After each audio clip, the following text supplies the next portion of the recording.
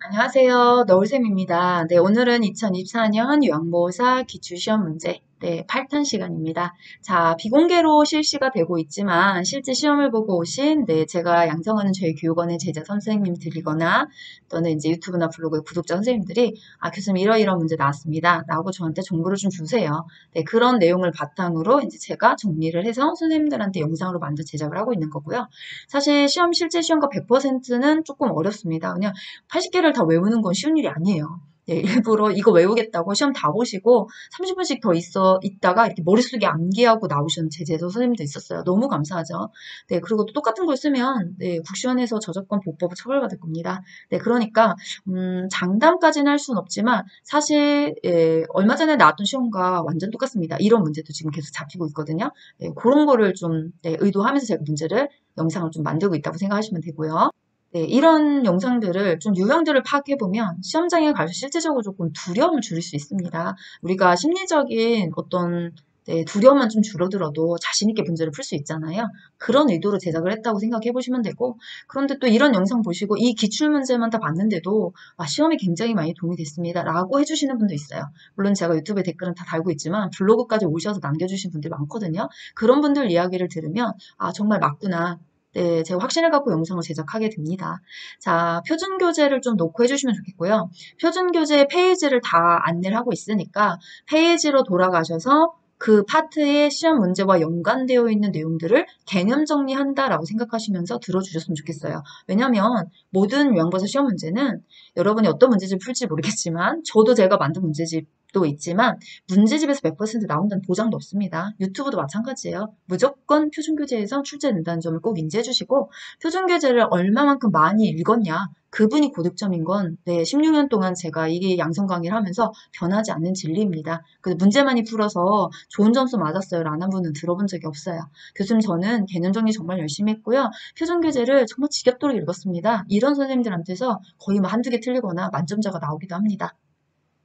자, 증거 먼저 제시하겠습니다. 네, 우리 교육원에 있는 선생님이 오늘 교육원에 교수님 오시나요? 이렇게 물어보셨어요. 네, 제가 요즘 외부 출강이 너무 많아서 교육원에 예전만큼 자주 매일매일 못 가거든요. 그래서 다행히도 이게 저한테 이 문제를 전해주시러 오는 날 제가 출근을 하는 날이었어요. 그래서 이렇게 시험 보시고 나셔서 이론편, 실기편이라고 하셔가지고 직접 문항을 작성하셨더라고요. 네, 기억력도 엄청 나신 분이겠지만 더 감사한 거는 그 문제에 있는 페이지까지 표준 교재를 전체적으로 다 훑으셔서 김 교수 편하라고 이렇게 정리까지 해주시는 그 마음에 너무너무 진심으로 사실 감사드렸어요. 그리고 우리 여기 모자이크를 했지만 저에게는 마음속 안에 선생님의 환한 얼굴과 그 밝은 미소가 가득 저장되어 있는 제자 선생님이기도 합니다. 이런 제자 선생님들 덕분에 제 유튜브가 살고 있는 거고요. 또 김 교수가 이렇게 목소리에 확신을 갖고 강의도 하고 영상도 제작할 수 있다고 생각해요. 여러모로 도와주시는 모든 선생님들 또는 구독자 선생님들, 영상 봐주신 선생님들 진심으로 다시 감사하다는 인사를 전해드리면서 자 그럼 우리 감사한 선생님이 보내주셨던 11월 5일 시험입니다. 기출문제 같이 보도록 하겠습니다. 자, 1번입니다. 대상자 이해 파트 문제예요. 노년기 사회적 특성으로 옳은 것은? 이라고 물었습니다. 네, 사실 이전의 시험 문제에서는 심리적 특성이 계속 반복적으로 나왔는데 이번 11월 5일 시험에서는 이렇게 사회적 특성이 나왔다라고 생각하시면 됩니다. 계속 심리적인 특성만 내면 지겹잖아요. 네, 그래서 출제위원들도 좀 골라갑니다. 네, 그러면 사회적 특성의 유대감의 감소가 답이었는데 이것만 있는 건 아닙니다. 역할 상실, 경제적 빈곤, 그 다음 지금 유대감의 감소만큼 유대감의 상실 같은 내용이겠죠. 그 다음 사회적 관계 위축 이런 내용들이 표준교재에 사회적 특성으로 들어가 있으니까 같이 개념을 정리해 두시면 좋을 것 같고요. 자 이제 2장의 노인복지와 장교양 제도로 넘어가겠습니다. 자 1번 가능한 한 오랫동안 가정에서 살 수 있어야 하는 것은 노인복지 원칙 중에서 어떤 것인가? 독립의 원칙입니다. 네, 항상 나왔던 쉬운 문제이기도 합니다. 노인복지 원칙은 독립의 원칙을 포함해서 5개가 있습니다. 네, 근데 이게 난이도가 제일 높아요. 왜냐? 무슨 독립이지? 이런 생각을 한번 해보셔야 돼요. 항상 얘기합니다. 경제적 독립입니다. 왜냐하면 노인복지 원칙이라고 하는 것이 노인분들한테 물어본 거예요. 어떻게 복지를 해주면 복지 잘 받고 있다 생각하십니까? 5가지 해달라. 그 첫 번째가 뭡니까? 독립의 원칙. 경제적으로 독립시켜달라. 그럼 경제적 독립은 2가지를 이야기하는 겁니다. 첫 번째가 뭐냐? 네, 일을 할 수 있어야 돼요. 왜? 소득 때문에. 일정 소득이 들어와야 되는데 그 소득을 얻으려면 일을 할 수 있거나 아니면 일을 못하는 분은 다른 소득으로. 그럼 일하려면 어디 가야 되나요? 직장. 그냥 직장에 노인분은 가기 어렵거든요. 재교육이 들어가야 되죠. 그래서 어떤 교육과 훈련 프로그램. 이게 지금 첫 번째 독립의 원칙의 전제 조건이잖아요. 그럼 이제 두 번째는 또 뭡니까? 네, 두 번째는 이거죠. 네, 지금 나왔던 문제. 예, 평생 동안 살 수 있어야 되는, 오랫동안 살 수 있어야 되는 가정이나 집이나 환경이 주어져야 된다는 거예요. 그래서 무슨 독립이지? 대한독립 만세 독립이 아니라 경제적 독립이다라고 생각하고 문제를 풀어주시면 답이 눈에 보입니다. 자, 그러면 독립의 원칙을 포함한 5가지가 있다고 했으니까 나머지 4가지는요, 참여의 원칙. 참여 뭐지? 통합. 하나가 돼야 되겠구나. 어떻게 하나가 됩니까? 어떤 기회를 주든지 사회운동을 하게 하든지 단체를 조직해서 참여할 수 있게 도와주시면 되죠. 세 번째가 보호의 원칙. 괜찮아요. 보호자가 들어가면 싹 다 여기입니다. 그래서 안 내죠. 쉬우니까. 그 다음 자아실현의 원칙. 잠재력을 개발한다. 이런 내용이 나와야 돼요. 존엄의 원칙, 존엄. 아니면 공정. 네, 그럼 존엄과 공정은 뭐지? 차별받지 않아야 되고, 네, 그 다음에 학대받지 않아야 되고, 이런 내용이 들어갑니다. 5개의 노인복지 원칙 중에서 어떤 게 시험 문제 나올지는 출제위원회 마음이니까, 네, 공부하는 우리 입장에서는 5개를 다 알아두시는 것이 대비하는 방법이죠. 자, 정답이 중요한 것은요. 네, 이렇게 유대감이 감소해요. 독립의 원칙이에요. 이게 중요한 건 시험장 당일밖에 없어요. 시험장에 들어가기 전날까지는 가장 중요한 건 오답입니다. 왜? 이게 시험 문제 나올 확률은 퍼센테이지가 작은 거 아니겠습니까? 그러니까 정답의 나머지 오답까지 정확히 알아두는 거. 이게 개념 정리다라고 생각하시면 됩니다. 자, 2번입니다. 일정 시간 동안 장기간 기간에 보호하여 신체활동 지원 및 심신기능의 유지 향상을 위한 교육과 훈련을 제공하는 급여는 네, 정답은 주야간보호입니다. 포인트는 일정 시간입니다. 재가급여의 종류를 물어봤던 시험 문제인 것 같아요. 그래서 재가급여 종류가 여러 가지가 있잖아요. 방문, 요양부터 시작하죠. 거기에도 대표 중요하게 암기해야 될 개념들의 내용은 제 유튜브 영상 쇼츠에도 표로 다 정리를 잘 해두었습니다. 모든 암기는 표로 하시는 게 제일 빨라요. 자, 그럼 방문 요양은 가정을 방문한다. 방문 목욕은 방문해서 목욕을 제공한다. 이런 단어가 들어가겠죠. 주야간 보호는 지금 일정 시간 나왔으니까. 그럼 단기 보호는 일정 기간. 기타 재가급여는 용구 이렇게 나오시는 단어들만 암기해 두시면 금방 답이 보입니다. 자, 이제 3번입니다. 장교양 급여 이용 지원 중 대상자의 기능 상태 평가와 욕구 평가를 하고 서비스의 내용과 횟수, 비용을 결정하는 단계는 서비스 제공 계획 수립 단계입니다. 네, 요거는 58페이지에 가시면 장기 요양 급여 이용 지원의 절차에 대해서 설명을 해놨어요. 첫 번째가 서비스 신청 접수 및 방문 상담을 합니다. 여기에서 장기 요양 인정서와 개인별 장기 이용 계획서 이야기가 언급이 되는 거죠. 둘의 차이점이 뭐니까 그걸 구분할 수 있어야 거기와 연관된 문제를 푸실 수 있습니다. 그 다음에 두 번째 단계가 지금 3번에 나왔던 서비스 제공 계획 수립입니다. 대표적인 내용은 보기에 다 기입이 되어 있고요. 그 다음 세 번째 단계가 뭡니까? 서비스 이용 계약의 체결 단계입니다. 네 번째가 서비스 제공 단계예요. 다섯 번째가 모니터링. 또는 서비스 종료 혹은 계속 이거와 연관되는 절차입니다. 이렇게 각 절차의 화살표를 따라가는 것도 중요하고 각 단계의 중요한 개념들을 이해하는 것도 굉장히 필요한 내용입니다. 자, 4번입니다. 요양보호 서비스 제공의 원칙으로 옳은 것은 네, 대상자가 가능한 자율생활을 할 수 있도록 돕는다. 네, 따로 첨언하지 않겠습니다. 왜 첨언을 안 하냐? 이런 거는 그냥 맞으셔야 돼요.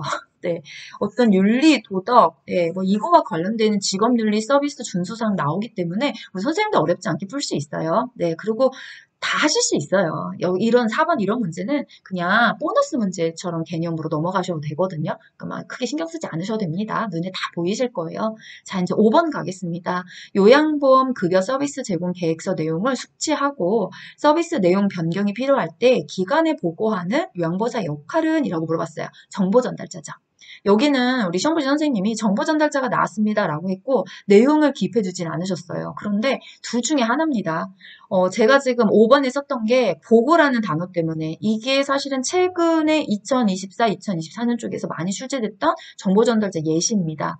그 전에 문제 예시는 정보나 전달자가 들어가요. 어떠한 정보를 시설장이나 관리책임자 간호사에게 뭐 전달한다, 가족에게 전달한다 이런 내용이 들어가 있었거든요. 그런데 그거는 예시 첫 번째고 최근에는 이 보고라는 글자의 예시를 더 많이 씁니다. 왜냐면 제가 2008년도부터 지금 이 강의를 하고 있기 때문에 신유형의 문제가 어떤 건지도 사실은 많이 파악하고 있거든요. 그래서 그런 개념을 이해하시면 될 것 같고, 그러면 요양보호사 역할은 몇 개입니까? 정보 전달자 포함해서 6가지죠. 그러면 다음에 여러분이 시험을 보러 가실 정보 전달자가 나올 확률은 6분의 1이라는 얘기입니다. 자, 그래서 정답이 중요한 게 아니라, 그렇죠. 오답이 중요한 겁니다. 그럼 어떤 오답이 있을까요? 역할을 머릿속에 떠올려 보셔야 되잖아. 숙련된 수발자가 나왔다. 그럼 거기에 뭐가 들어가야 될까요? 지식과 기술이 들어가야 되고요. 관찰자가 나왔어요. 변화가 나와야 되고요. 말법과 상담자는요? 의사소통. 동기 유발자는요? 최대한 가진 대상자의 능력을 발휘해서. 옹호자는요? 학대를 당하거나 소외받고 차별받는 대상자를 위해 뭐 이런 게 나오셔야 되겠죠. 예, 이런 중요한 개념들을 이해하고 계시는 것이 어떤 역할이 시험 문제 나오더라도 나는 맞출 수 있다. 이렇게 자신감 있게 시험장 들어가는 비법입니다. 자, 이제 3장 가겠습니다. 인권과 직업윤리입니다. 노인들은 시설 내에서 새로운 관계를 형성하고 입소 이전에 유지해온 기존의 관계들, 가족이나 의미 있는 사람들과 만남을 지속할 수 있도록 존중해 주는 것은 노인 인권 중 어떤 내용인가? 네, 정답은 교류 소통권입니다. 예, 노인의 인권도 영역도 교류 소통권만 있는 게 아니라 여기 또한 6개가 있습니다. 자, 그럼 6개 머릿속에 혹시 지나가실까요? 첫 번째 건강권. 어떤 건강에 대한 유지라든지 이런 내용이 들어가 있겠죠? 네, 그 다음 두 번째는요, 주거권. 네, 어르신이 편리한 환경에 생활할 권리, 서비스 접근성이 높은 환경에 이런 게 들어가요. 그 다음 세 번째가 인간 존엄권 및 경제 노동권. 감금, 폭행, 착취, 학대, 이런 거 받지 않는다. 이런 내용이 들어갑니다. 그다음 정치, 문화, 종교, 문화, 생활권, 정치, 종교, 문화, 생활권, 그렇죠? 어떤 문화라든 그런 부분에 대해서 서비스를 제공받으셔야 되고, 그다음 종교 선택이나 변경의 자유를 보장받으셔야 되고, 그다음 지금 교류소통권 나왔으니까 마지막 하나 자기결정권입니다. 어떤 충분한 정보를 제공받고 선택에서 스스로 입소나 퇴소나 서비스 선택이나 어르신 스스로가 할 수 있게끔, 네, 이게 자기결정권이잖아요. 올 초에는 자기결정권을 내는 문제가 많이 출제가 됐었어요. 네, 그러다가 이제 중간에 정치, 종교, 문화, 생활권도 한번 갔고, 네, 이번에도 교류 소통권까지 갔습니다. 사실 제가 앞에서 기출문제 할 때도 얘기했어요. 자기결정권 문제풀이 하면서, 다음엔 교류 소통권 나올 수 있습니다. 라고 했는데 나왔잖아요, 이렇게요. 제가 신기가 있어도 맞추는 게 아닙니다. 네, 저도 요양보호사 문제 2,000개 만들어 봤거든요. 문제집 출제부터 CBT 문제까지. 만들어 보면 압니다. 돌려내는구나. 이 중에서 하나씩 하나씩. 그러니까 항상 공부하실 때 시험 문제를 뭐가 나와를 중심으로 하는 게 아니라 다 알아 일단 내봐 이렇게 공부하시는 게 가장 자신감을 올리는 방법이에요. 그래서 늘 말합니다. 또 잔소리하네요. 정답보다 중요한 건 오답입니다. 자, 2번입니다. 외부에서 방문하여 휴대폰을 이용하여 사진을 찍는 행위는 어떠한 시설윤리 강령을 지키지 못한 것인가? 사생활과 비밀 보장이 가는 권리입니다. 시설생활 노인의 윤리 강령 내용이잖아요. 자, 표를 보면 정리하셔도 됩니다. 예, 윤리 강령만 15개가 있어요. 항상 나오는 유형은 2가지로 정해져 있습니다. 자, 지금 봤던 문제가 몇 번입니까? 6번이죠. 네, 어떤 개인 정보나 통신기기나 우편에 자유가 있어야 됩니다. 이렇게 하는 건 개념을 묻는 문제입니다. 그런데 이게 1유형이었다면 2유형의 문제는 뭐냐? 지켜지지 못한 문제 사례. 휴대전화도 없고, 네, 또는 뭐 와서 마음대로 사진을 찍고, 지금 그 문제잖아요. 이러한 내용들은 어떠한 윤리강령을 지키지 못한 것이냐, 위배된 것이냐, 이렇게 물어보거든요. 그래서 여기도 시험 문제가 15개가 아니라요, 23개, 24개까지 만들 수 있습니다. 왜 빨간 걸로다가 담으면 15개, 거기다가 파란 문제사리까지 다 합치면 25개, 대여섯 개 정도 나오잖아요. 네, 그렇게 표로다가 한번 정리를 해두시면 좋겠습니다. 자, 다음은 학대입니다. 다음에서 설명하는 내용은 어떤 학대인가? 제가 좀 문제를 확대했어요. 왜냐면 적어주신 문제 중에서 이렇게 있었거든요. 좌우 연결력 문제가 나왔습니다. 그런데 정답은 이런 신체적 학대와 관련돼서 나온 문제입니다. 너울샘의 요양보호사 문제, 제 문제집입니다. 저는 제가 가르치는 교대 선생님들한테 시험 개념 정리하면서 다 모두 알려드리냐면 이런 거 알려드려요. 이런 유형 나옵니다. 예, 이거 좌우 연결형 짝짓기 문제거든요. 난이도 좀 있는 문제입니다. 왜냐면 하나만 풀어가는 게 답이 아니라 5개 중에서 맞는 거를 찾아가야 되니까요. 그리고 또 난이도 쉬운, 이 중에서도 난이도 쉬운 건 지금 제가 냈던 거예요. 1번 답이 나와버리잖아요. 예, 신체적 학대는 생존 유지에 필요한 난방을 단전시키는 겁니다. 다음 거 안 읽으셔도 되잖아. 그런데 이 답이 맨 밑으로 가 있거나 이런 게 난이도 좀 올려놓은 문제들이에요. 이거 왜 어려운 거냐면 1번이 맞나? 2번이 맞나? 이걸 계속 찾아봐야 돼요. 그 중에서 하나가 정답이 될 확률이잖아요. 그래서 신체적 학대를 포함한 노인의 학대, 그러니까 학대 영역이 7개가 있어요. 여기도 보세요. 방임은 없었어요. 네, 여기 성적 학대까지 보기가 나왔습니다라고 말씀을 드리는 거고. 그렇기 때문에 이렇게 짝짓기 문제도 출제가 하니까 조금 신경 써서만 잘 읽어주시면 됩니다. 사실 CBT로 시험 문제가 나오면서 좀 우리를 힘들게 하는, 우리 선생님들 좀 힘들게 하는 것 중에 하나가 이런 거예요. 지금 여기는 제가 이렇게 다 맞아, 틀려라고 이렇게 연필로다가 글씨를 써면서 확인할 수 있는데 우리 선생님들 CBT 시험 보실 때는 그게 안 되잖아요. 오로지 눈하고 머리로만 풀어주셔야 되니까 좀 집중력을 많이 요구하는 문제이기도 합니다. 그러나 하실 수 있습니다. 왜? 지금 이런 문제들을 보시면서 연습하시면 되잖아. 네, 그러니까 짝짓기 문제 딱 나오면 원래 빨리 못 푸는 거야. 조금 천천히 풀면 되지. 자, 맞나 틀리나 요렇게 하시면 됩니다. 시간이 부족하진 않으니까요. 그러나 이런 유형이 나온다는 것도 알고 가시는 게 중요합니다. 자, 이제 4장 가겠습니다. 요양보호사 인권보호와 자기계발 문제입니다. 장기요양요원 지원센터의 사업 내용으로 옳은 것은 장기요양요원의 권리 침해에 관한 상담과 지원, 역량 강화를 위한 교육 지원, 건강검진 등 건강관리를 위한 사업 지원을 하고 있습니다. 또는 문제가 거꾸로 날 수도 있어요. 이러이러이러한 사업을 하는 것은 다음 중 어디입니까? 라고 물어보시면 장기요양요원 지원센터입니다. 라고 알아두시면 되겠죠? 자, 이제 2번 문제는 거의 똑같이 났던 거예요. 신체 부위를 고의적으로 노출하는 것은 어떤 성희롱 형태 행위인가요? 예, 시각적 행위입니다. 어렵지 않게 푸실 거예요. 자, 3번에 보시면 요양보호사의 직업윤리 원칙으로 옳은 것은 네, 아까 말씀드렸죠. 이런 거 빨리빨리 풀 수 있다. 지속적으로 지식과 기술을 습득한다. 네, 잘 읽어보시면 정답이 확 보입니다. 자, 4번에 근골격계 질환의 치료 중 부종을 조절하고 원하지 않는 움직임을 줄이며 통증을 줄여주는 초기 치료법은 무엇이냐? 압박입니다. 자, 그럼 여기도 마찬가지예요. 아, 예, 여기 4번의 정답은 압박입니다. 나도 알아요. 이게 중요한 게 아니잖아요. 초기 치료법에 몇 가지가 있습니까? 한번 떠올려 보실래요? 예, 4가지가 있습니다. 첫 번째 뭡니까? 휴식. 예, 외상을 조절하고 추가적인 조직 손상을 막기 위해서 필요한 겁니다. 자, 두 번째 냉찜질.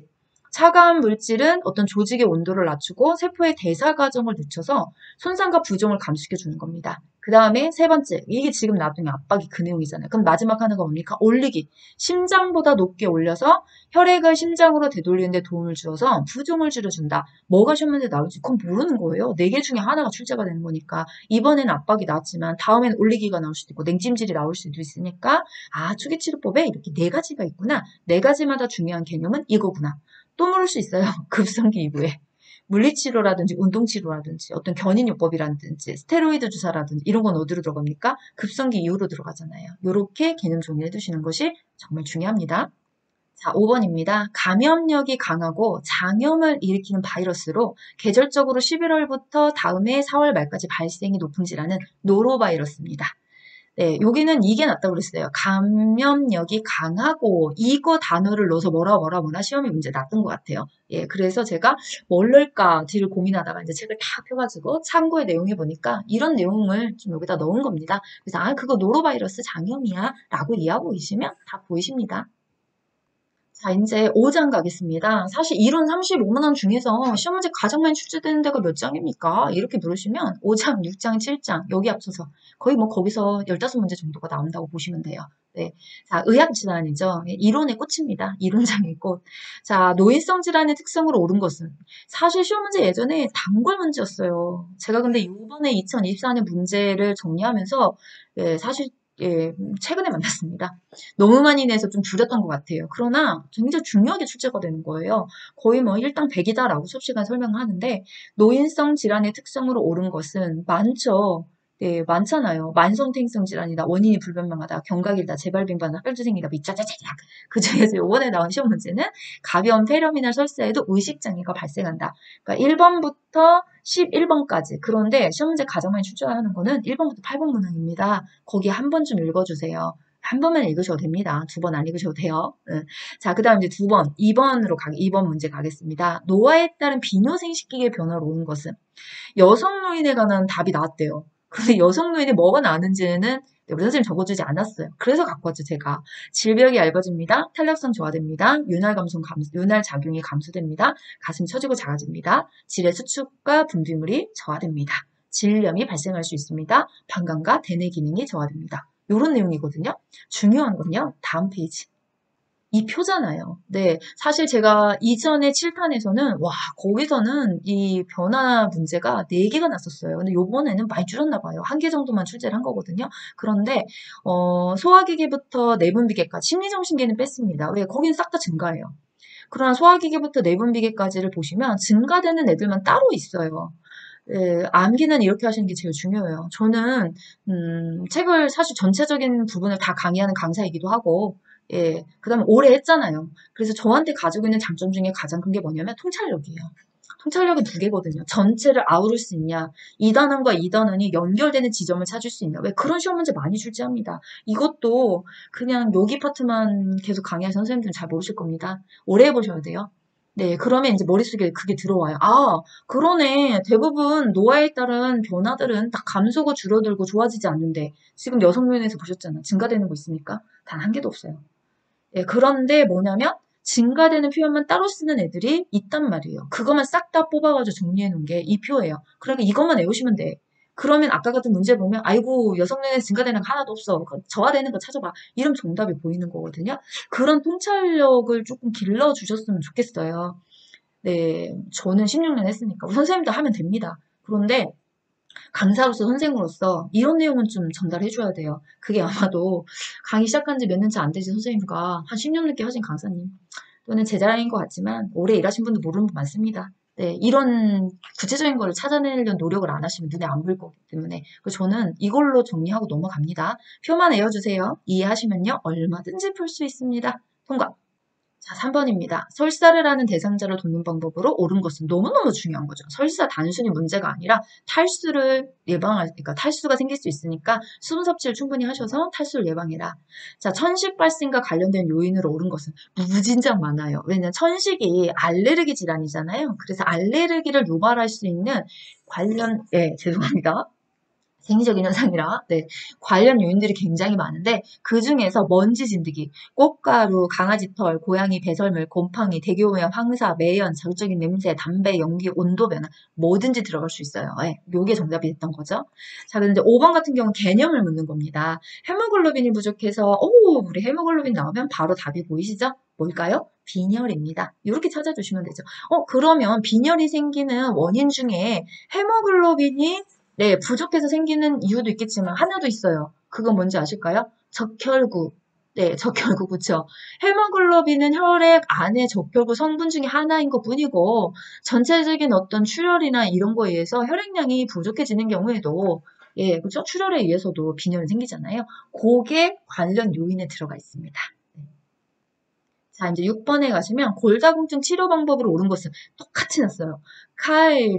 칼슘과 비타민 D를 섭취한다. 네, 왜냐면 비타민 D가 칼슘의 또 흡수를 도와주잖아요. 자, 욕창 발생과 관련된 요인으로 옳은 것은 관련 요인이었어요. 가장 위험 유발 요인이 심장에서 장기가 그냥 누워있는 와상 상태, 못 움직이시고 누워 계신 분, 압력이 가해지기 때문에 그렇죠. 자, 선망의 증상으로 옳은 것은 이라고 물었습니다. 사실 선망하면 저는 시험도 그렇고 수업 시간도 그렇고 선망하면 떠오르는 거 있나요? 라고 하면 하나가 떠올라야 돼요. 공부하는 우리 선생님들 졸릴 때 모습과 똑같습니다. 졸릴 때 모습이 뭐가 똑같냐고요? 선망의 증상은 정의와 같아요. 우리가 선망이 뭡니까? 라고 물어보면 증상을 설명할 수밖에 없습니다. 네, 졸릴 때요? 눈이 어떻게 돼요? 졸린 눈이 되죠? 그게 의식장애잖아요. 그러면 졸릴 때 주의력 떨어집니다. 집중력이 떨어지는 거죠. 또 생리적인 변화가 생겨요. 고개가 뚝뚝 떨어지고 심하면 볼펜이 뚝뚝 떨어지고 이렇게 되잖아요. 그런데 얘가 어떻게 됩니까? 수시간 내지 수일에 걸쳐서 급격하게 악화됐다가 호전됐다가 그럼 뭐하고 똑같아요? 수업 시간에 공부가 시작되면 졸렸다가 쉬는 시간 되면 홀딱 깼다가 이렇게 그래서 제가 가르친 제자 선생님들은 선망이 뭐예요? 여러분? 교수님 졸릴 때요. 예, 맞습니다. 100% 정답 똑같습니다. 혼연일체. 예, 그러니까 선망의 증상은 크게 딱 3가지 기억하시면 돼요. 의식장애가 온다. 예, 집중이 안 돼서 주의력이 떨어진다. 신체 생리적인 변화가 생긴다. 어떻게? 수시간 내지 수일에 걸쳐서 급격하게 발생한다. 또 어떻게? 원인이 제거가 되면 또 금방 호전이 된다. 쉬는 시간 되면 홀딱 깨다가 수업 시간 되면 또 졸렸다가 반복하는 거잖아요. 원인을 제거하시면 됩니다. 그럼 어떻게 되냐고요? 예, 공부 딱 종강하시면 완치 치료됩니다. 그게 선망의 특징이에요. 이렇게 비교해서 공부를 해두시면 조금 더 잘 외워질 겁니다. 자, 그 다음에 이번에는 선망에서 문제가 두 개가 났던 거예요. 와, 이런 예외적인 일은 별로 없는데 선망 대상자 치료 및 돕는 방법으로 옳은 것은 수분 섭취를 통한 전해질 불균형을 예방해라. 왜냐? 선망을 일으키는 게 226페이지에 가면 있어요. 신체 균형이 깨진 경우에 잘 생깁니다. 그래서 충분한 식사를 해라. 왜?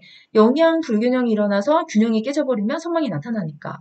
수분 섭취를 통해서 전해질 불균형을 예방해라. 그게 답이었잖아요. 하나가 더 있습니다. 너무 아프면 통증치가 올라가면 이게 선망 나타나요. 그래서 우리 선생님도 수술하고 나셔서 너무 아프셔가지고 막 정신없는 소리 하시고 막 뭐 보인다고 하는 환각증세가 나타나고 하시잖아요. 그렇게 통증이 심해지면 나타나니까 통증 관리를 통해서도 충분히 예방해 줄 수 있습니다. 이런 내용까지도 같이 알아두시면 좋을 것 같아요.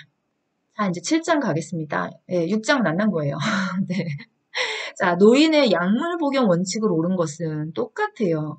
뭐가 낫는지 말씀 안 해주셨어. 약물 복용 원칙만 낫다. 지난번에 분할선이 나왔거든요. 분할선이 있는 약만 먹는다. 자, 장용 코팅제. 예, 이거를 잘라 먹거나 쪼개 먹거나 녹여 먹으면 약효가 저하되죠. 서방제, 서방, 느리게 녹으면서 효과를 봐야 되는데 이걸 갖다 쪼개 쓰니까 흡수가 빨리 되니 부작용이 증가될 수밖에요. 그래서 이런 거는 절대 안 됩니다. 라고 얘기하는 거고 자, 술을 적당히 마시기 위한 권장사항으로 옳은 것은 본문에 없습니다. 옆구리에 있어요. 네, 이제 막 내다 본문에서 낼 게 없으니까 옆구리까지 침범을 했다고 생각하시면 됩니다. 아이고 교수님 옆구리가 뭡니까? 네, 참고입니다. 네, 그래서 표준교재 본문 옆에 참고 그 요한고사 공부하실 때 이런 것도 빠뜨리지 말고 다 읽으셔야 돼요. 수업 시간에 충분히 한 번씩은 다 언급을 해드려요. 네, 혹시라도 네, 또 이제 놓치거나 이런 부분이 있으니까 요런 기출문제 보시면서 한번 봐주시면 되죠. 어려운 내용은 없습니다. 정답이 뭐였냐면 술을 마시면서 물도 함께 마셔라 이거였어요. 또 뭐 일주일에 술을 마시지 않는 날을 정해봐라. 술자리에서 음식, 안주도 같이 먹어봐라. 작은 잔에 마셔봐라. 이런 내용들이 들어있습니다. 자, 그 다음 이제 예방접종.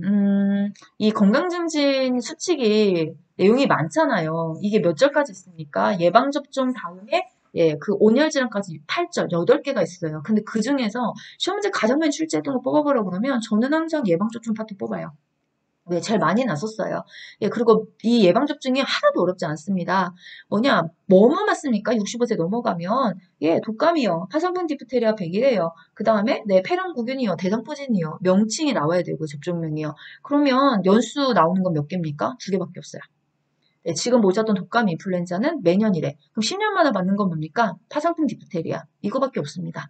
네, 나머지는 한 번 맞으면 끝? 이렇게 되는 거잖아요. 그것만 암기해주시면 예방접종 문제 다 풀립니다.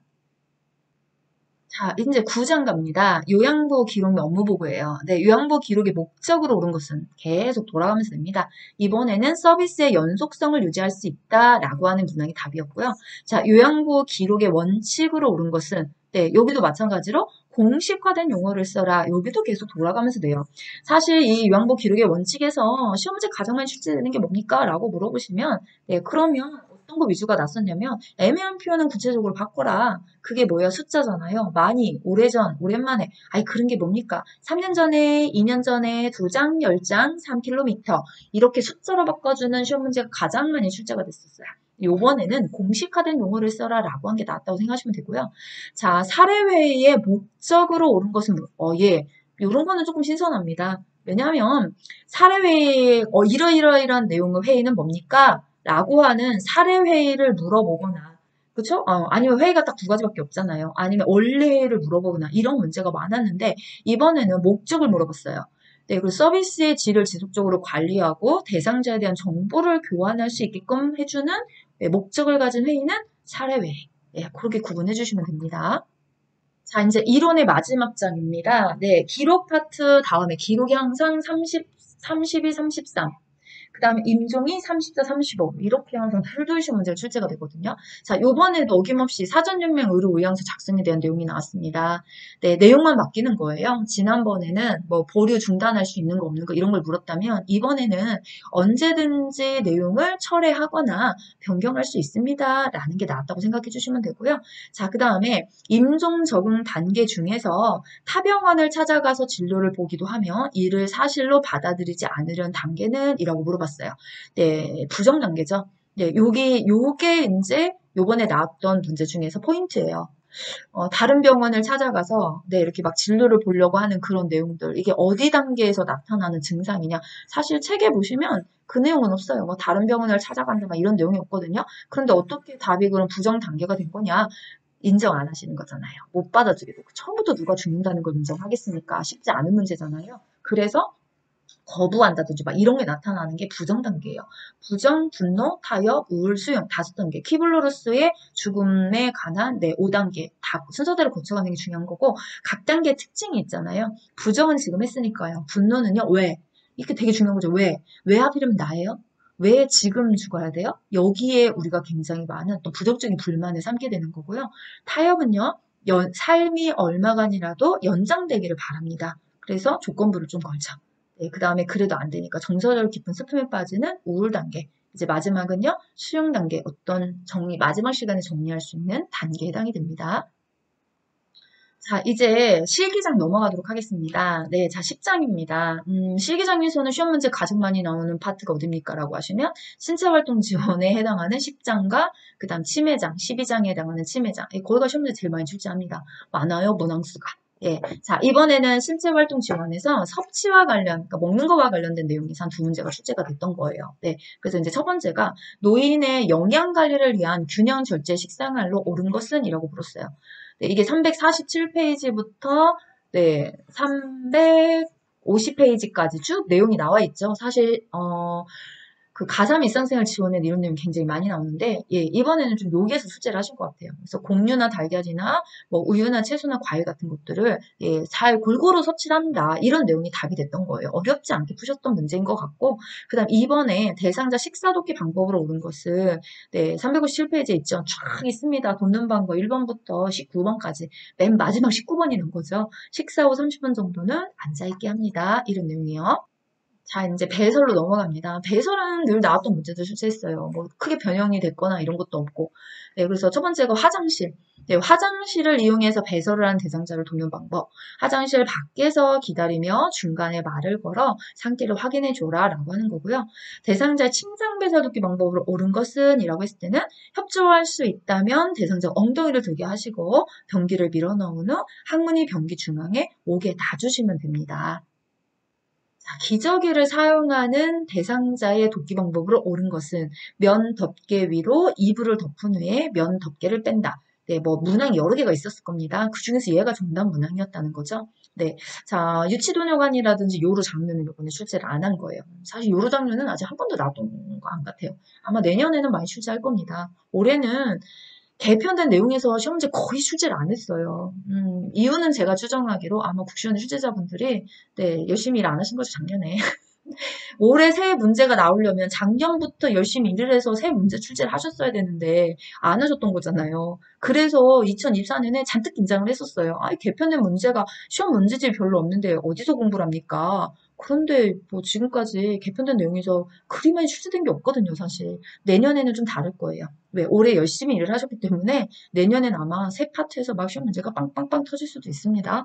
자, 이제 또 개인위생으로 가겠습니다. 칫솔질 돕기 방법으로 옳은 것은? 이라고 물어봤어요. 잇몸에서 치아 쪽 방향으로 닦아라. 아니, 그래야지만 잇몸 손상이나 이런 것도 구역부터 이런 걸 줄일 수 있는 거죠. 그다음 의치 손질, 의치의 손질 방법으로 옳은 것은 칫솔에 의치 세정제를 묻혀서 미온수로 닦는다. 이게 보기 5개 문항 중에 정답이었던 거고요. 8번 대상자의 목욕 돕기를 할 때 주의사항으로 옳은 것을 골라라. 공복과 식후는 피해라. 손발 청결 돕기 방법으로 옳은 것을 골라라. 발톱은 둥글게? 아니죠. 발톱은 일자죠. 네, 하면서 틀린 건 바로바로 고칩니다. 네. 네, 저도 완벽한 인간이 아니어서, 네, 실수할 때 많고요. 오타도 많고요. 보시면, 선생님도 보시면 아시겠지만, 네, 고치면 되죠, 뭐. 자, 발톱은 일자로, 손톱은 둥글게. 그렇죠? 네. 아마 여기 발톱은 둥글게 오답이었을 거예요. 오답을 써주셨나? 아니요. 저도 제가 확인하면서, 네, 잘못된 거 수정했어야 되는데, 또 급하게 하느냐고. 자, 제대로 정석하겠습니다. 자, 발톱은 일자로, 그래야 안 파고들어요. 손톱은 둥글게. 됐죠? 이렇게 수정합니다. 자, 이제 10번. 이거는 완전 똑같이 났던 거예요. 네, 그래서 보니까 문항과 답이 똑같더라고요. 회음부 청결도기 방법으로 옳은 것은 목욕 담요를 마른 목골로 펴서 몸과 다리를 덮는다. 회음부 부분에 물 같은 거 들어가지 않게 완전 철벽, 방어 탁 이렇게 하는 거죠. 안 그러면 네, 욕창 생깁니다. 자, 11번에 대상자의 세면 돕기 방법으로 옳은 것은 눈은 그렇죠. 안쪽에서 바깥쪽으로 바꿔주셔야 돼요. 항상. 자, 이번에는 하의 갈아입히는 방법이 나왔다고 생각해 보시면 자, 중간에 띠띠띠띠가 나왔을지를 몰라요. 네, 죄송해요. 네, 먼저 서방님이 쉬는 날이라 또 이런 센스가 없으셔가지고 그냥 들어오시더라고. 네. 자, 우리가 이 옷 갈아입히기는요, 상의와 하의가 있어요. 항상 시험 문제 많이 출제되는 건 상의예요. 상의 중에서도 머리 수에 들어가는 걸 많이 내거든요. 그건 순서로 낼 수 있어요. 오른쪽, 머리, 왼쪽, 왼쪽, 머리, 오른쪽, 오른쪽 수에 왼쪽, 왼쪽 수에 오른쪽. 기계 같죠? 네, 그런데 하의는 그게 안 돼. 왜? 오른발, 왼발, 왼발, 오른발. 아유, 그런 문제를 낼 수는 없잖아요. 그래서 늘 말씀드리는데, 하의는 예, 순서를 묻는 게 아니에요. 그래서 문제 보세요. 방법을 내는 거잖아요. 다음 중 하의 갈아입히는 방법으로 옳은 문장을 골라라. 이게 하의에 나오는 시험 문제거든요. 여기도 한 손은 등불을 들고 한 손을 바지를 좌우로 움직이며 아래로 내려서 네, 뭘까요? 벗긴다. 이런 내용들이 정답이었던 거죠. 그러니까 하의는 순서가 아닌 방법을 시험 문제 내는구나 라고 유형을 파악해 주시고 한번 읽어주시면 됩니다. 자, 이제 체외 변경 파트로 가겠습니다. 이번에 시험 문제, 그림 문제 많이 출제했어요. 제 세보니까 한 6개 정도 나온 것 같은데 자, 대상자가 협조가 가능한 경우에 침대 위로 이동하는 그림으로 옳은 것을 골라봐라. 자, 노을샘의 모의고사 문제집과 동일한 문제가 출제됐습니다. 자, 문제까지도 비슷하잖아요. 협조가 가능한 대상자가 발 쪽으로 내려가 있을 때 머리 쪽으로 이동하는 방법으로 옳은 것을 이렇게. 그러니까 이런 그림을 쭉 5개 그림 안에서 네, 어떤 그림이 나와야 되냐면 요 그림을 조금 더 그리는 거죠. 머리 쪽 난간을 잡게 한 후에 요 팔로 요렇게 잡으시고 네, 그 다음에 무릎은 이렇게 세워서 발바닥이 바닥에 닿게. 요양보사가 한 손은 네, 목 밑에 넣어서 어깨와 등을 받치시고 나머지 한 손은 또 어딥니까? 침상면을 받치셔서 네, 밀면서 그렇죠? 밀면서 같이 대상자와 같이 위로 이동해 주시면 됩니다. 우리 요양부 선생님들 공부하신 선생님들 교육원 실기 다 하실 거예요. 네, 실기 하셨던 경험을 하시면 됩니다. 저도 실기 다 해서 단톡방에 다 영상 넣어드려요. 헷갈리시면 실기했던 영상 보시면서 복습해 주시면 됩니다. 이렇게 말씀드리거든요. 그때 제대로 실습하시고 조금 네, 기억을 잘 해주신다면 아마 문제의 답을 찾는 데는 어렵지 않게 보이실 거예요. 그림이지만. 네. 자, 여기도 이런 문제 나왔다고 얘기했었어요. 네, 침대에서 체위 변경을 하실 때, 우리 기억나시죠, 선생님들? 앙하이, 반자위, 측이, 보기. 4개밖에 없습니다.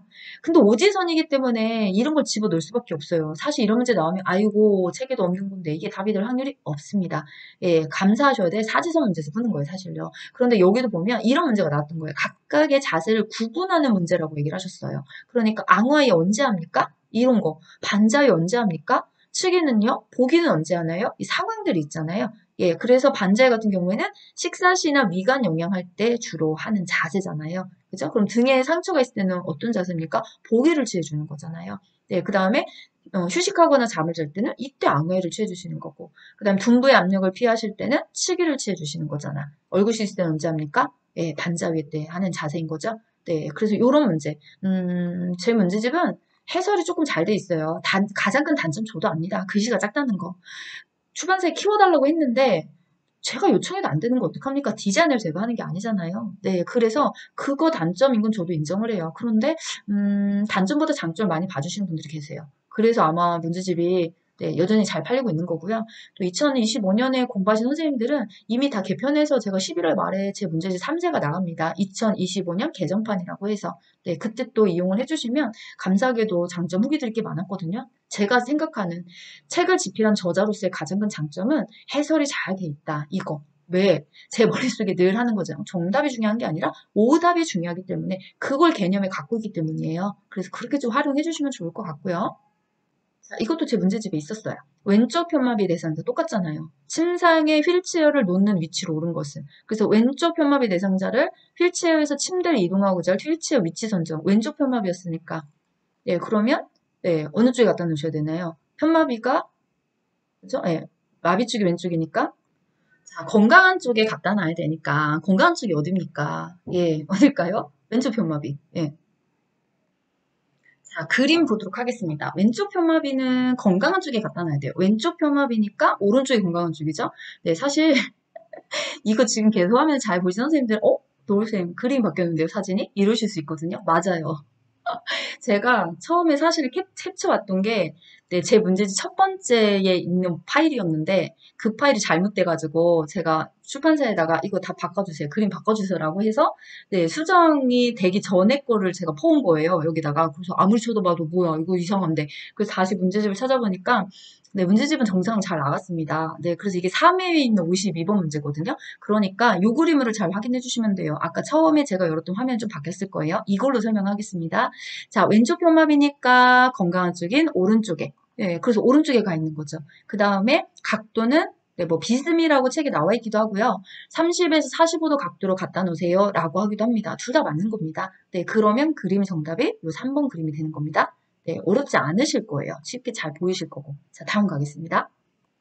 자, 16번. 왼쪽 편마비 대상자가 바닥에서 휠체어로 이동하는 경우에 요양보호사의 위치로 옳은 것은 네, 요 위치 선정하는 것도 그림 문제가 출제됐던 것 같아요. 네, 그럼 이제 바닥에서 휠체어로 이동하실 때 예, 요양보호사 선생님 어디 쪽에 서 계시나요? 마비된 쪽에 서서 마비된 어깨와 허리 부분을 지지해 주시면 됩니다. 그러니까 마비 쪽에서는 왼쪽 편마비니까 왼쪽에 서셔서 네, 지지하고 있는 그림이 찾으시면 정답이 나왔을 겁니다. 자, 요번에는 지팡이가 시험 문제 출제된 게 아니라 보행기가 나온 것 같아요. 그래서 보행기, 보행보조차 뭐 다 같은 말이긴 한데요. 한쪽 다리가 불편한 경우에 보행보조차를 이용할 때 보행 순서로 옳은 것은 이렇게 물었어요. 네, 그럼 한쪽 다리가 불편하니까 약한 다리와 보행보조차가 먼저 나가고 1번 두 박자죠. 원, 투. 건강한 다리가 따라 나가주시면 됩니다. 그럼 이제 그런 경우도 있죠. 한쪽이 아니라 두 쪽이 다 불편한데요. 그러면 3박자. 네, 보행기 먼저 가고 오른발 왼발 이렇게 나가주시면 됩니다.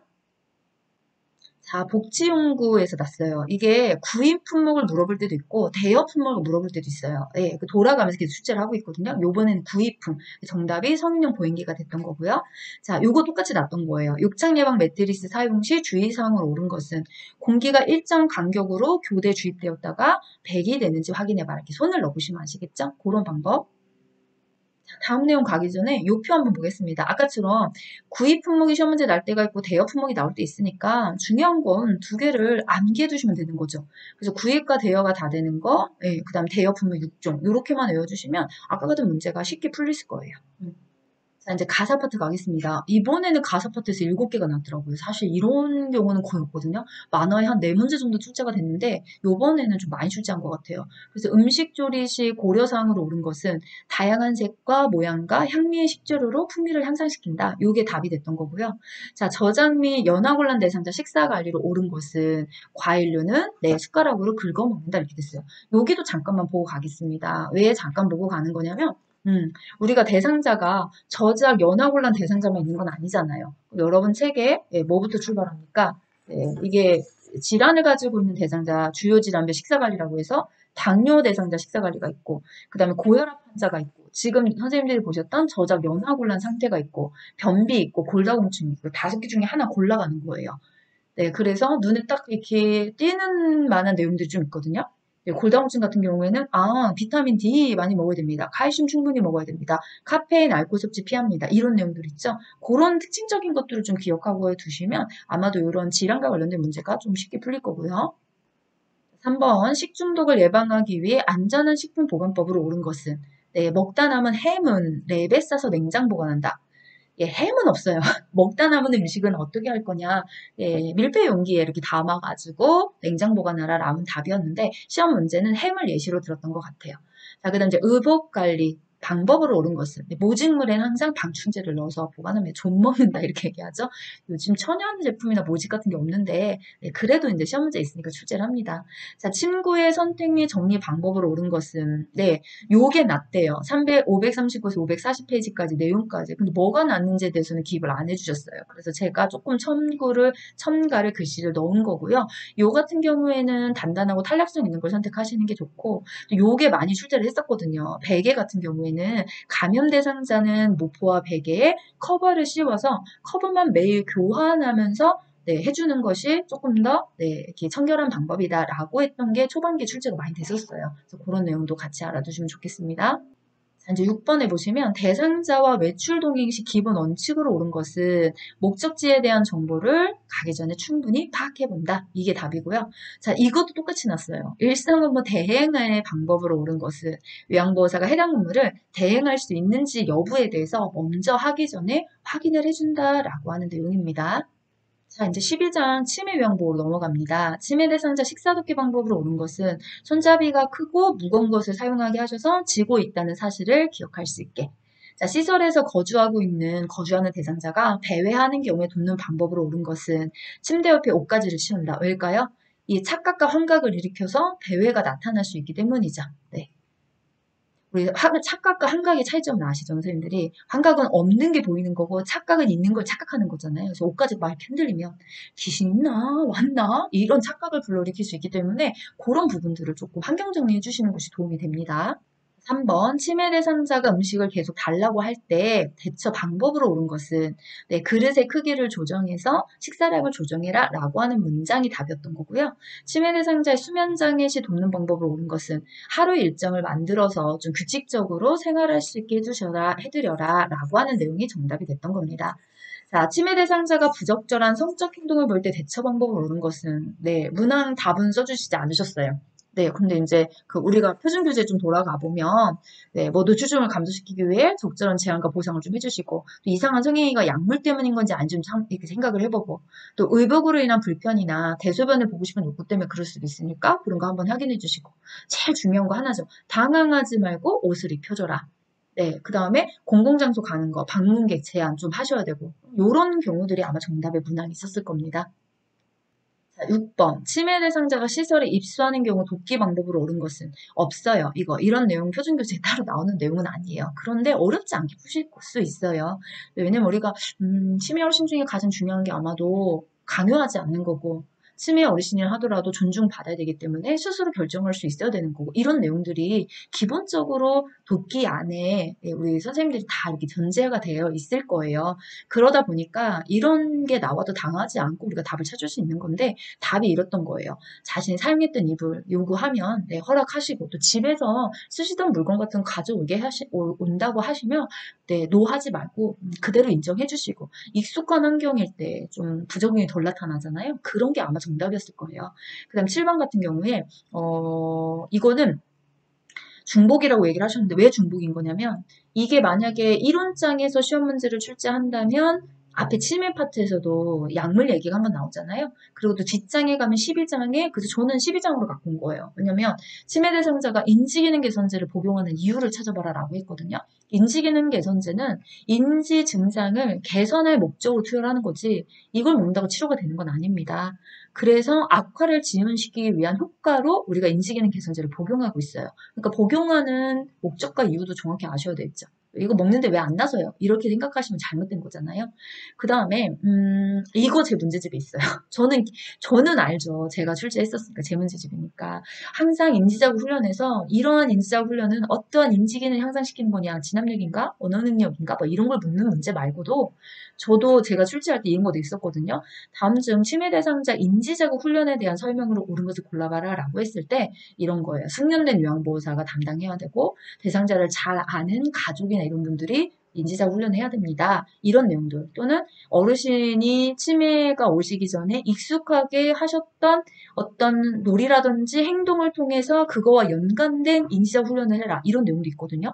그런 문제를 출제했었어요. 요번에 이런 게 난 거예요. 자, 이제 의사소통장입니다. 8장. 8장이 앞에 있다고 이론에서 출제되는 게 아니에요. 실기장에 나옵니다. 네.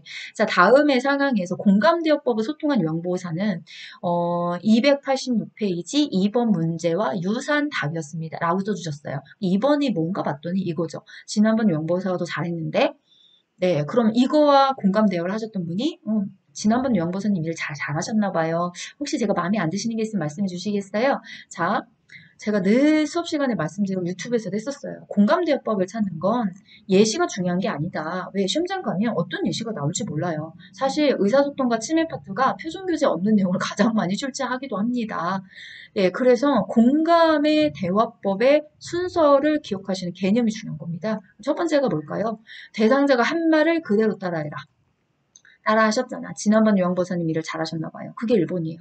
이거를 따라하려면 집중해서 경청해서 주의 깊게 잘 들어야 돼요. 저 사람이 하는 얘기가 뭐지?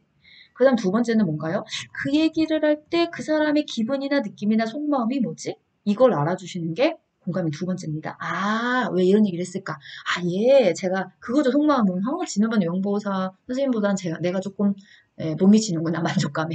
내가 뭘 해드려야 되지? 이런 느낌을 받게 하잖아요. 그래서 혹시 제가 마음에 안 드시는 게 있다면 또는 제가 좀 더 노력해야 될까 있다면 이런 속마음을 알아차리셔서 그걸 해주는 게 두 번째 공감의 원칙입니다. 자, 그다음 2번에 보시면 언어장애 대상자와 의사소통하는 방법으로 옳은 것은? 이라고 물어봤어요. 장애 유형이 엄청 많아요. 예, 그런데 이제 그 중에서 이번에는 언어장애에 대해서 나온 거죠. 그대로 있습니다, 책에. 손에 힘을 주거나 고개를 끄덕이는 등으로 의사표현을 해줘라. 이게 뭡니까? 듣고 있다. 잘 듣고 있습니다. 라고 하는 내용을 전달시켜 주십시오 하는 내용이죠. 자, 이제 마지막 장 14장입니다. 와, 여기는 완전 싱크로율 99.9% 똑같습니다. 네.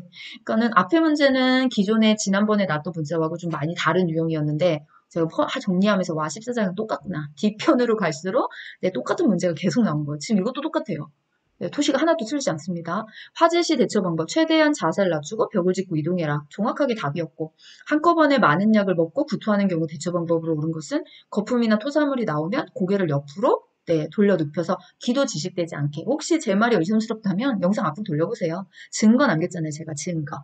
네, 이거 문제를 주신 선생님이 증거다. 근데 거기 캡처하셔서 그것만 읽어보셔도 예, 제가 했던 내용도 그대로 들어가 있거든요. 혹시라도 의심된다면 앞 영상으로 가세요. 증거를 뒤지면 와 진짜 똑같네 라고 하는 거 선생님들이 확인하실 수 있을 겁니다. 자, 이제 하임리법이에요. 하임리. 예, 그러니까 이게 위치를 할 때 가슴 압박의 위치가 그림으로 나는 경우도 있고 하임리가 그림으로 나는 경우도 있어요. 일단은 명치와 배꼽, 배꼽과 명치 중간 지점이 정답이고요. 제가 제 문제집도 출간을 했지만 케어 파트너 CBT 문제도 5회차니까 5, 8이 40. 네, 400문제 정도 출제를 해서 2024년 시험 대비로 준비를 했었거든요. 거기 5회차에 이 그림은 똑같이 됐어요, 제가. 한번 볼까요? 이거죠. 예, 여기 또 나오잖아요. 하윤리를 시행하려고 한다. 어디로 가야 되나, 이렇게. 정답은 다였죠. 왜? 네, 여기 나왔잖아요. 배꼽. 배꼽과, 네, 명치의, 네, 부위의, 네, 요 지점의 중간. 그러니까 아마 명치가 여기 정도 될 겁니다. 여기 위까지 올라가지도 않죠? 흉골이 이렇게 해서 내려가니까, 네, 그러면, 네, 우리가 콕 바뀌는, 아고, 아프다라고 누르는, 배가 아프다 누르는 명치 부위와, 그 다음 배꼽의 중간 부위 지점이니까, 여기 부위잖아요. 그러니까 요하면 요런 사람 그림이 나왔을 거고, 요거는 다르게 나왔을지는 몰라요. 그러나 정답은 똑같습니다. 배꼽과 명치와 배꼽의 중간 지점. 네. 자, 이제 아마 이게 마지막 문제일 거예요. 제세동기 작동 순서로 옳은 것은, 이것도 색깔 안 칠했네. 이것도 똑같았어요. 항상 나왔던 거예요. 늘 출제하면. 이거를 이렇게 글씨로도 내지만 그림으로도 출제하거든요. 1번, 전원을 켜라. 2개 패드를 붙여라. 부착부위도 잘 기억하셔야 되죠. 자, 부착을 딱 하면, 네, 심장 리듬 분석 중입니다. 메시지가 딱 떠요.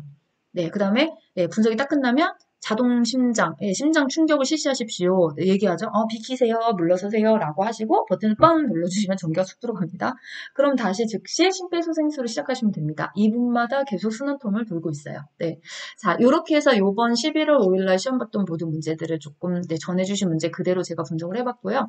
예, 제 문제집도 CBT에도 많이 나왔으니까, 네, 혹시 네, 이거 하시고 또 정말 좀 도움이 됐다라고 하시면 주변에 좀 많은 홍보를 좀 부탁드리도록 하겠습니다. 이제 저는, 요번 말하고 다음 달쯤 초까지 해서 2025년 개편, 예, 그거 준비해서 이제 또 개념 정리 14강 쫙 나갈 예정이거든요. 그래서 주변에 또 이제 하시고 도움 많이 받으시면 노을샘 채널 좀 홍보 좀 많이 해주세요. 저는 사실 영상 하면서 지금까지 뭐 구독해주세요 뭐 이런 얘기 사실 잘 안 했거든요. 그래서 구독이 중요한 게 아니라 홍보를 해주세요. 홍보. 와, 이거 나 여기 채널에서 공부하고 시험 봤는데 정말 좋더라. 그러니까 너도 한번 그걸로 공부해봐. 개념 정도 확실히 하더라. 그 문제집이나 이런 문제에서 유사한 문제가 많이 나오더라. 이렇게 입소문을 빵빵빵 선생님들이 좀 퍼뜨려 주시면 구독보다 중요한 게 시청의 조회수고요. 네, 또 그렇게 해서 그 선생님이 좋은 결과 얻으면 좋은 거 소개해서 너도 좋고 나도 좋고 꼭 먹고 알 먹고 이런 느낌이잖아요. 네, 더군다나 저도 채널이 같이 사는 거고요. 자, 이렇게 선생님들한테 조금이라도 도움이 되는 영상이 되었으면 좋겠습니다.